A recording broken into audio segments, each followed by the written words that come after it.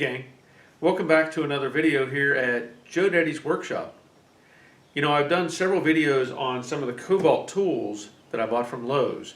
I did one on the weed eater, I did one on the blower, and I bought another one, and I want to talk about this tool. This is their 12-inch, 24-volt brushless chainsaw.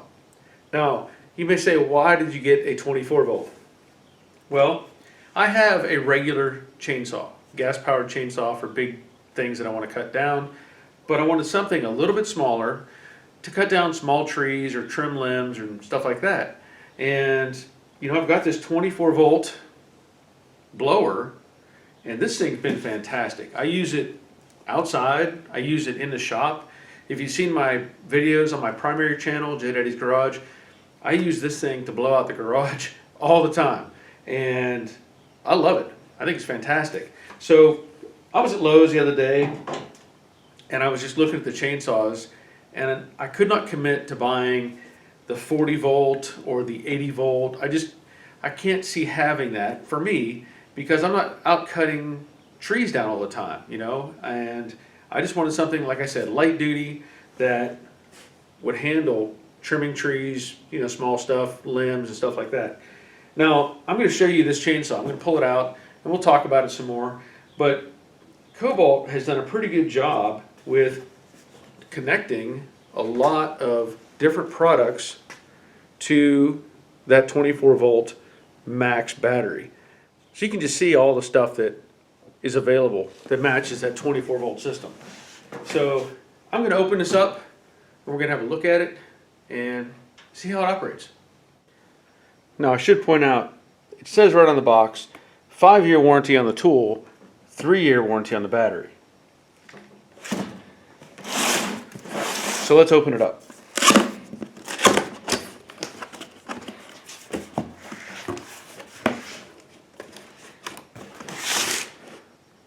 See how it's packaged there. Okay, so it's in upside down. Okay, pull it out. There's the chain. This has the bar along with the sleeve that covers the bar when you're storing it.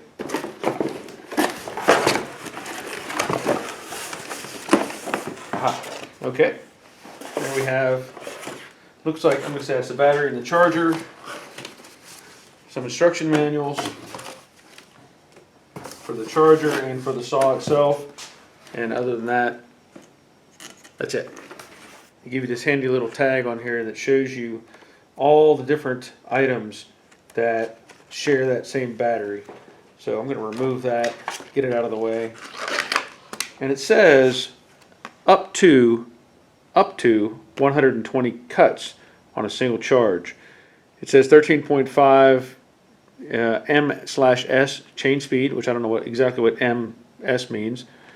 Automatic chain oiler, and it only weighs 7.6 pounds. So that's pretty convenient. And again, there's the big family of tools that it can associate with. Okay, set that aside. On the battery instructions, it points out to record your serial number and your purchase date. It says attach your receipt to it. Not a bad idea. And then also on the charger, it also says attach your serial number and purchase date. Now, I have already used this type of charger, and this is exactly the same as the one that I bought, or that I received for the blower. So essentially I end up with two chargers, you know, that are the same. So I can just set one aside. Now, of course, it shows you in the instructions how to install the battery into the charger, and then it has an indicator series of lights on the side. So it has these two little indicator lights, and the first one blinks and says normal charging as it's flashing. The red LED is off and it just says it's charging.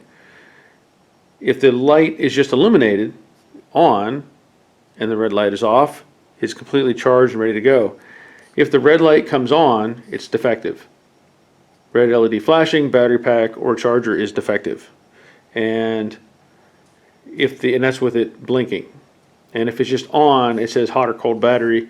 Battery is out of temperature range. So it has some built-in safety features for you to charge the battery. And if you look at the battery itself, it has this handy little button back here. You click that, and it shows you how full the battery is. Now, I'm going to say, it's safe to assume you need to charge this fully before you use it. That's just kind of what they always recommend. We'll take a look real quick here at the instructions. Try to find the English version. Yeah, there you have the indicator. So four lights, 80 to 100% charged. 3 lights is 60 to 79%, and 2 lights, 40, breaks it down all that way. I know it says somewhere on here, well, it has battery protection built in. And to charge the battery pack, it's shipped partially charged because it is the first time fully charge the battery pack. So it's going to want you to fully charge it before you use this thing. A fully discharged battery pack will charge in about 70 minutes with the charger. And that's with the temperature between 41 degrees Fahrenheit and 104 degrees Fahrenheit. So you connect the charger to a power supply, attach the battery, and let it do its thing. Pretty simple. Alright, let's talk about the chainsaw itself. The first page of the instruction manual shows you the various pieces and parts and points to various things. So we'll just go through a simple follow-up. This is the trigger, just like a normal chainsaw, and on the side is a safety release. So you have to push that in to let the trigger work. You have rear handle. This is the lock off button. Front handle, pretty obvious. You see it right there. And then the chain kickback brake handle. So if you're not familiar with how this works, let me see if I can tilt this just a little bit. And this is your safety bar, safety brake. To have it operational, this needs to be to the rear. Basically, the idea is that if you were to slip and the chainsaw kick on you, your hand would hit that and it's going to lock the chain from moving. So to the rear, it's released, it should turn fine, and then like I said, if you mess up, it's going to lock it down so you don't get hurt. Side cover knob and chain tensioning knob. Now let's take a look at that while I'm here. I've not seen this on like a gas powered chainsaw, but it has a knob that you can rotate here on the side, and what it does is it moves this little bar back and forth. So if you put it on turn it to the positive, which in this case would be turning it up, then it moves that little bar. You can see it moving forward, and what that does is it moves the bar. So the chainsaw bar sits on that post. Alright, let me turn that around like this. Sits on that post. So when you put tension on, it's pushing the bar forward, which puts tension on the chain. So if you turn it obviously to the other direction, it lets the bar move to the rear and takes tension off of the chain. That's pretty handy. Normally a gas-powered chainsaw, you have to pull tension with your hand or take a screwdriver and turn. There's a threaded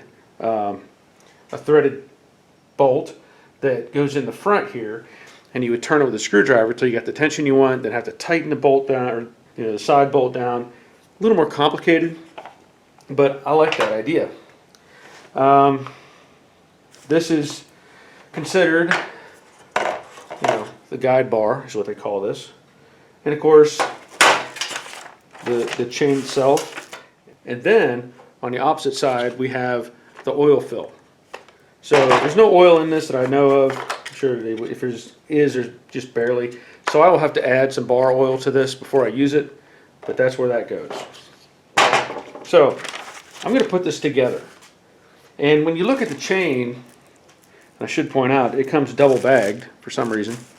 You want to have, this is your cutting edge. If you look at it, it's kind of got like an angle cut to it. That's cutting, that's the edge of your cut. So that has to go forward. So if you picture it, the chain is on the top of the bar, it's going forward, and the bottom of the bar, it's coming back to you.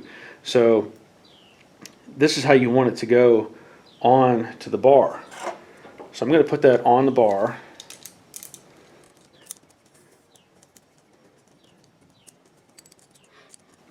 And there you can see there's actually like little cutouts here. These are guides for the height of the cut. Later on, that comes into play when you want to sharpen up a chainsaw. But that basically keeps you from having a huge gouge, or if you did, it would bog out the chain, because this only allows it to cut so deep. So that's what that does. All right, so I'm going to put this on the chain, or the main body.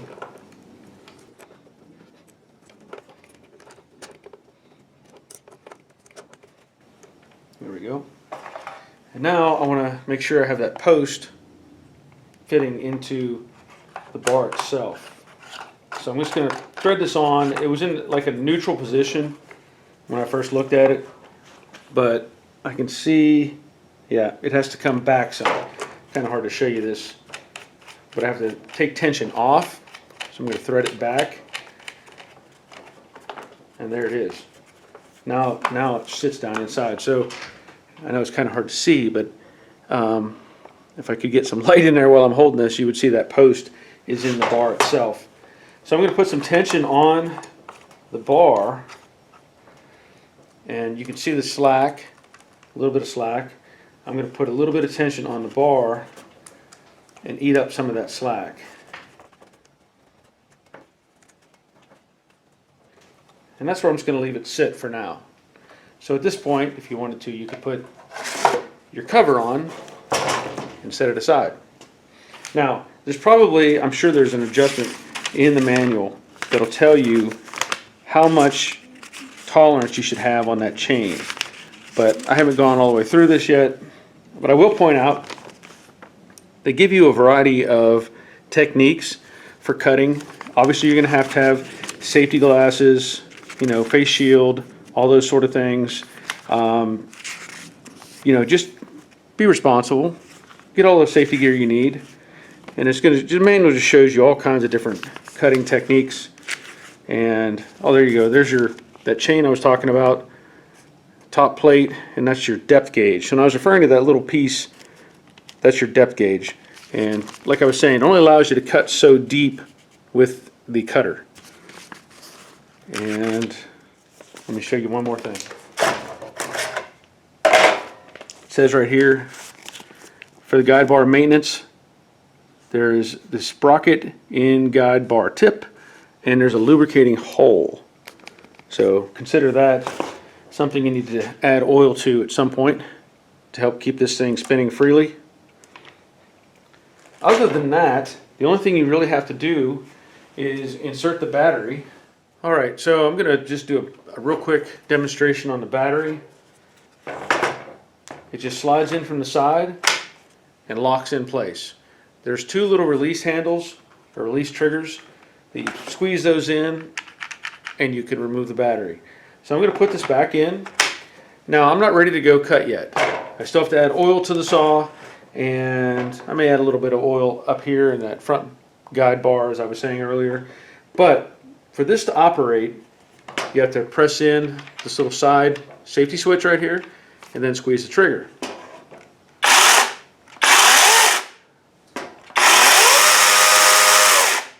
That runs pretty good. Now I want to check the brake, make sure it's going to work. That's pretty handy, huh?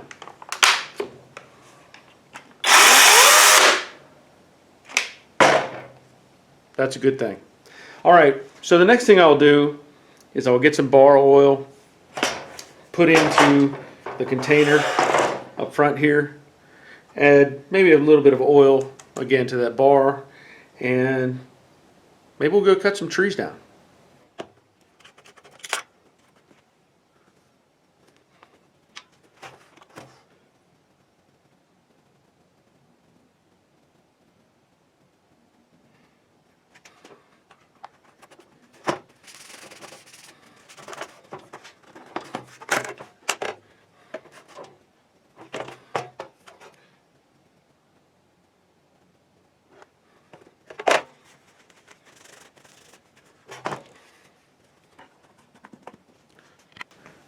right, so this is what I'm going to say is the bare minimum for doing some tree cutting or limb cutting. So I have a pair of leather gloves, some safety glasses, and some hearing protection. Now, this is optional in a way because this thing is really not that loud.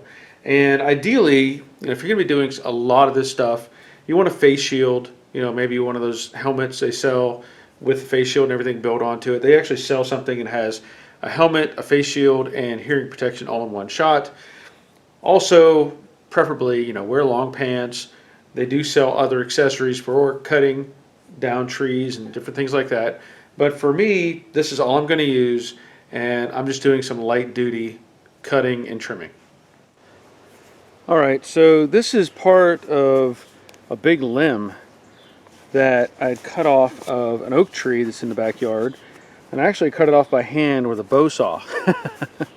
But this thing's about 6 inches, I guess. And this tree, this limb, it goes way off that direction, about 15-20 feet. So I want to make it smaller. So I have less to deal with. I want to get this cleared out of the way. So I'm going to start off by cutting off this chunk right here, and then I'll break it down into smaller pieces. So let's see how well the Kobalt cuts this. Now, I am using the 24-volt battery from my blower because it is fully charged. You can see the bars, fully charged. So pop that in, make sure the brake is back, and let's cut.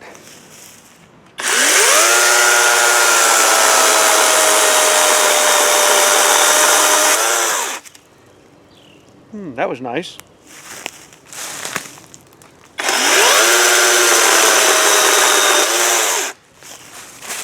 I like the way it just stops. So I'm going to cut off a chunk of this because this will become firewood later.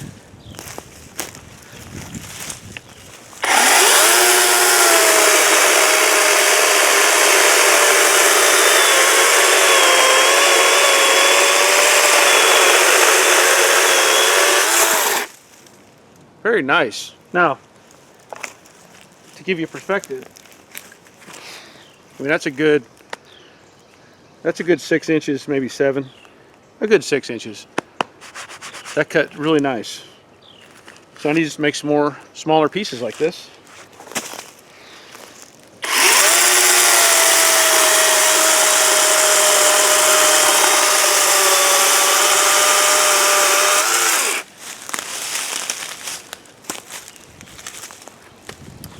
Good stuff. Well, I thought I hit the record button, but I didn't. So I cut down this tree. It was growing at a really weird angle. It was growing kind of off and then out and up and all over the place. So you can look at the tree itself and maybe get an idea of what I'm talking about. It was just not a good tree in the way it was growing. So I cut it down, and again, this will get cut up into sections and become firewood. So let's do some cuts on it.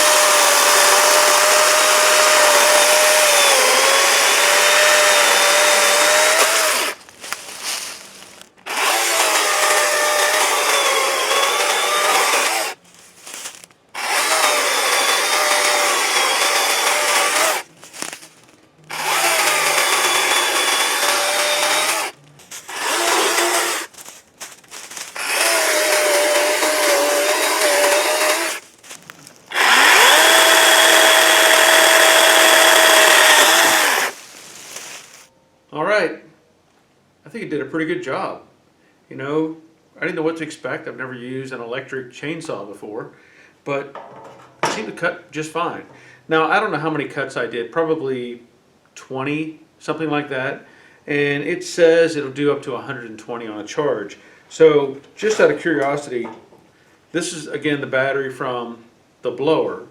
And if we look at it, it shows it still has 3 bars on it. So, again, this isn't meant to be something where you go out, you know, in your Tom Bunyan cutting down a forest. This is meant for light duty stuff at home, trimming up bushes, cutting down small trees, various things like that. So for that purpose, I like it. I like it. I know I'll be using this to take care of a lot of little stuff around the house, and maybe you will too. So that's going to be the end of this video. Thank you for watching. Thank you for subscribing. If you haven't, I ask that you do. Please hit the thumbs up, bell notification, all those cool things that help the channel grow. And who knows what I'll do next. I know that people seem to like these kind of videos where it's a product or, you know, a task that you're going to do at home. I've gotten great responses on those, especially for like the threshold that I did on replacing the door threshold. My lawnmower video is doing great. Even the door handle video that I did on the Quickset is doing great. So I appreciate all of you for watching those videos and helping this channel grow. And that's going to be it. So until next time, take care of yourselves and wash your hands.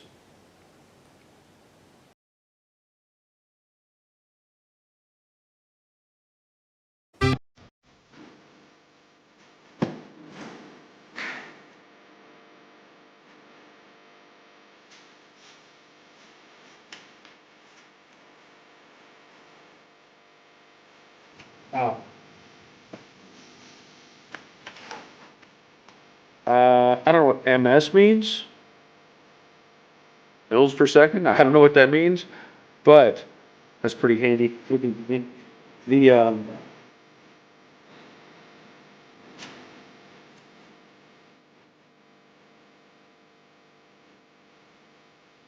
it's like one of those little games you play, trying to figure out how the foil hooks together. I don't know. Shouldn't be this hard.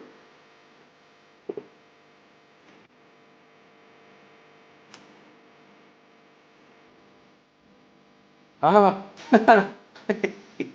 got it.